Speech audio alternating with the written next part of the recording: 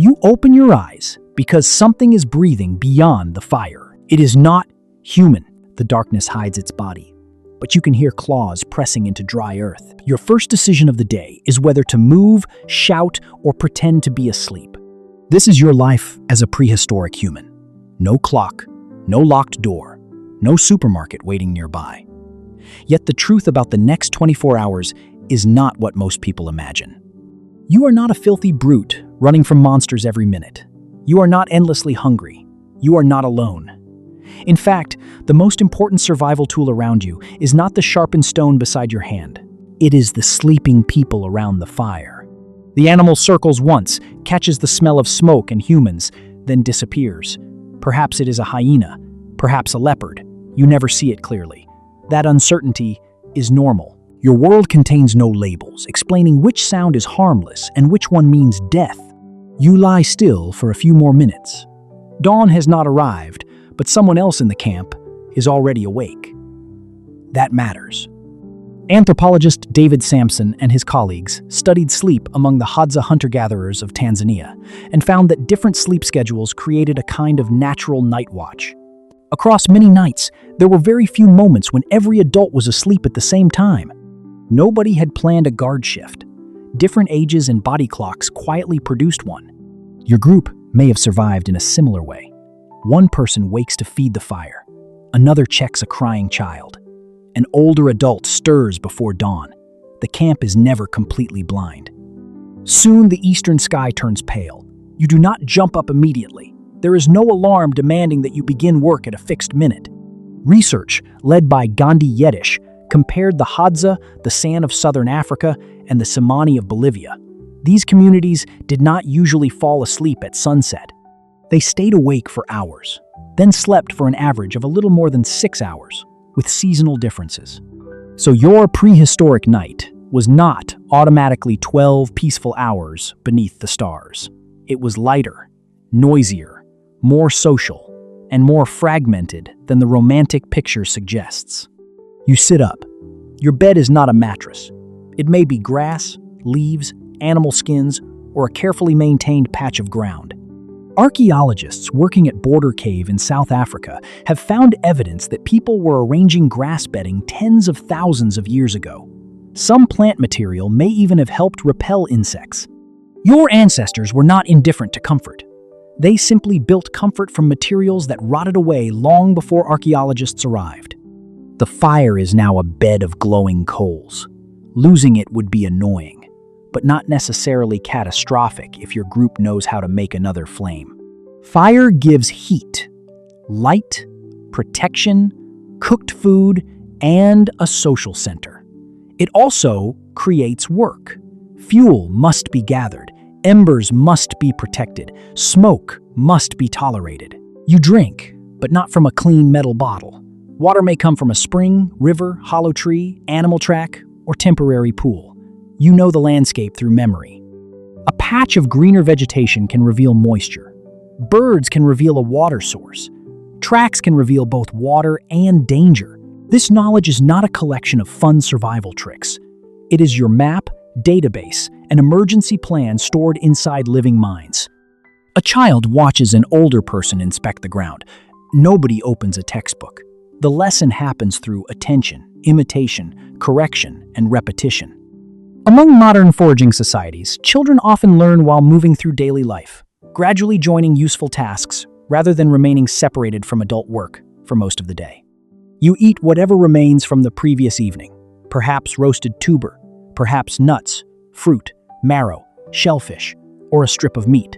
The exact meal depends entirely on where and when you live. There was never one universal prehistoric diet. Arctic hunters, tropical forest foragers, coastal shellfish collectors, and savanna communities faced completely different menus.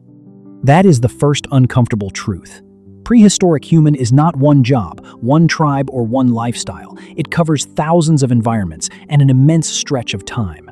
But your day still follows a basic problem. Energy must be found before energy runs out. A small group prepares to leave camp. Some people carry digging sticks, baskets, stone flakes, wooden spears, or containers made from materials that rarely survive in the archaeological record. Stone tools dominate museum displays because stone lasts. Wood, fiber, hide, and plant cord usually disappear. The surviving evidence, therefore, tricks you. A prehistoric toolkit may look like a pile of rocks because the baskets, straps, nets, wooden handles, and clothing have vanished. You walk, not for exercise, not to reach a step goal. You walk because food is scattered across the landscape. Anthropologist Herman Poncer and colleagues measured energy use among the Hadza and found something surprising. Although the Hadza were highly active, their total daily energy expenditure was not simply enormous compared with industrial populations. The body can adjust how it allocates energy.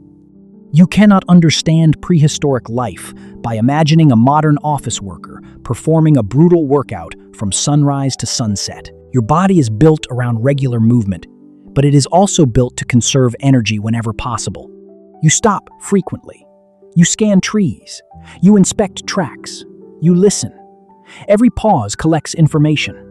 A bent stem may tell you that an animal passed recently. Fresh droppings may reveal direction and timing. Circling birds may announce a carcass. A certain flower may indicate that underground tubers are ready. The landscape is not empty scenery. It is covered in messages. Would you be able to read any of them? You may carry a spear, but the morning is not automatically a heroic hunt. Hunting is uncertain. It can fail for days. Gathered foods often provide more dependable returns. In many foraging societies, women, men, children, and older adults contribute different foods in flexible ways. The simple image of men hunting while everyone else waits helplessly at camp is far too crude. If you join a hunt, patience matters more than cinematic violence. You may follow tracks for hours and return with nothing. A missed throw wastes energy. A wounded animal can escape. A large animal can injure you. Even success creates another problem. Hundreds of kilograms of meat cannot be hidden easily from insects, scavengers, and hungry people. If you gather, the work is not easy. Digging roots can be exhausting. Nuts may need cracking. Some plants are poisonous unless processed correctly. Honey may require climbing while angry bees attack your face. Knowledge determines whether a plant becomes dinner, medicine, stomach pain, or death. By late morning, the heat rises. You rest in shade. This may shock you more than the predators. Prehistoric life contains rest. David Reichlin and his research team found that Hadza adults spent nearly 10 hours a day in non-walking, non-standing positions. But they often rested by squatting, kneeling, or sitting on the ground. Reichlin called attention to active rest because these postures keep more muscle activity than collapsing into a chair. So you are not moving every second. You alternate effort with recovery. You squat while repairing a tool. You sit while watching children. You talk while processing food. Rest and work blend together. There is no separate gym session because movement is built into necessity. There is no separate office because instruction, childcare, food preparation, planning, and conversation happen in the same social space. A sharp stone flake has become dull. You strike a prepared core and remove another piece. The skill looks simple until you try it.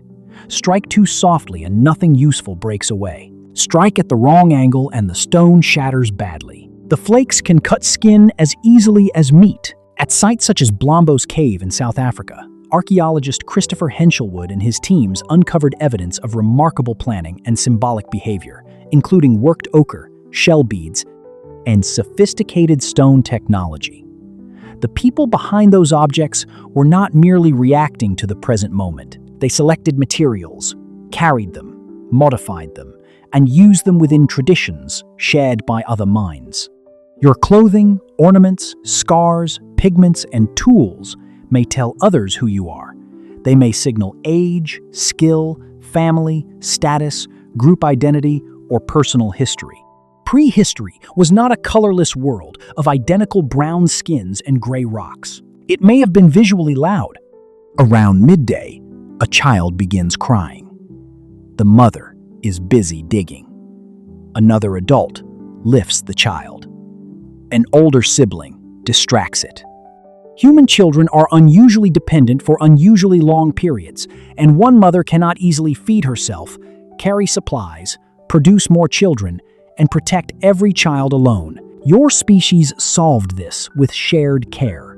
Researchers studying Bayaka foragers in the Congo Basin have documented mothers traveling and gathering food with help from other adults and children. The scientific term is alloparenting, which simply means care provided by someone other than the biological parents. This is not a minor convenience. It may be one of the foundations of human success. The child belongs to a network. So do you. In the afternoon, the group turns back. The food collected today may not look spectacular. Tubers, fruit, seeds, honey, small animals, shellfish, or perhaps meat from a successful hunt. But the return to camp changes everything. Different people bring different risks and rewards.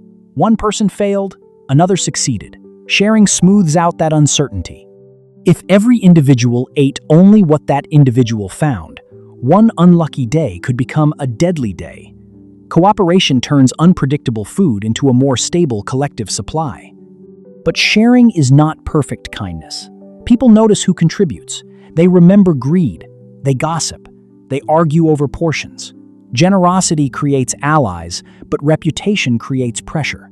Your survival depends on relationships, and relationships must be maintained. That may feel strangely modern. Food preparation begins. Some items are eaten quickly.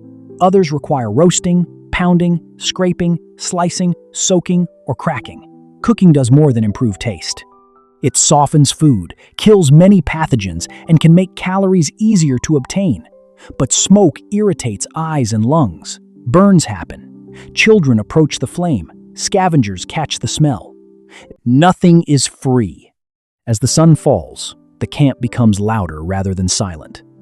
Daytime conversation often focuses on practical problems: food, travel, conflict, tools, and people. Night changes the subject. Anthropologist Polly Weissner analyzed conversations among Jew Hoansi hunter-gatherers and found that firelight encouraged stories, songs, dancing, ceremonies, and accounts of distant people and past events. Around the flames, the human mind escapes the immediate landscape. You hear about a hunt you never witnessed. A dangerous animal becomes a lesson. A dead relative becomes part of the group again. A distant place enters the imagination of a child who has never seen it. Stories allow you to borrow experience without paying the full price of earning it. That is another survival technology. The best storyteller may not be the strongest hunter. Yet that person can hold attention, preserve knowledge, reduce tension, and connect generations. A tribe does not survive only because someone can throw a spear. It survives because someone remembers where to go, what happened last time, whom to trust, and why the group should remain together. The fire becomes smaller.